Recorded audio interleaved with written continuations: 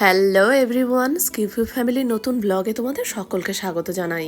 আজ হচ্ছে সোমবার, বেলা এখন 10টা মতন বাজে। একবারে স্নান সেরেই পুজো টুজো দিয়েই এলাম রান্না করে। আজ আর স্মুদি বানানোর সময় হবে না, তাই ঠিক করেছি দুধ ওটসই খেয়ে নেবো। আজকে তো আবার হচ্ছে পঞ্চমী। আমার শ্বশুর বাড়িতে নিয়ম আছে জানো, পঞ্চমীর আগের দিন ভাত করে রাখতে হয়। সেই ঠান্ডা ভাতটা আবার পরের দিনকে খেতে হয়। নিরামিষ সবজি ভাজাভুজি এগুলো সবকিছুই পঞ্চমী দিন করতে পারবে, শুধু গরম ভাতটা সেদিনকে বাড়িতে করে খেতে নেই। জল ঢালা ভাতের সাথে কি আর তরি তরকারি ভালো লাগে বলো? সেই জন্য একটু আলু বরবটি ভাজা করলাম আর একটু পোস্ত বেটেছি। অনেকদিন ধরেই বর্মশাই বলছে পোস্তর বড়া করার জন্য, তাই ঠিক করেছি আজ একটু পোস্তর বড়া করে দেবো। গতকালকে তো আবার বর্মশাই স্যারের ছেলের জন্মদিন গেছে। সেখান থেকে ফেরার পথে আমার সোনা আবার বায়না ধরেছিল জানো, মায়ের বাড়ি যাবে। ওকে মায়ের বাড়ি পৌঁছানোর পর তারপরে আমি আর বর্মশাই বাড়ি এসেছি। চলো, আলু বরবটি ভাজা আর পোস্তর বড়াও হয়ে গেছে। খাওয়া দাওয়াটা সারা হলেই আমি আর বর্মশাই যাব মায়ের বাড়ি।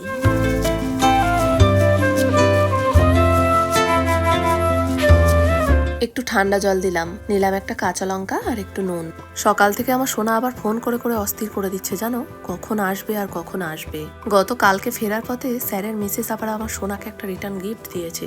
ভালোই হয়েছে, আবার গিফট, রিটার্ন গিফট। এই যে রিটার্ন গিফট পেয়েছি, এবারে এটা কি গিফট আছে সেটা তোমার বাড়িতে একদম ভালোবেসে যেটাই দেয় সেটাই। হ্যাঁ। আমি যাব, তারপরে এই গিফটটাকে ওপেন করবে। সেই জন্য সেই সকাল থেকে ফোনের ওপর ফোন।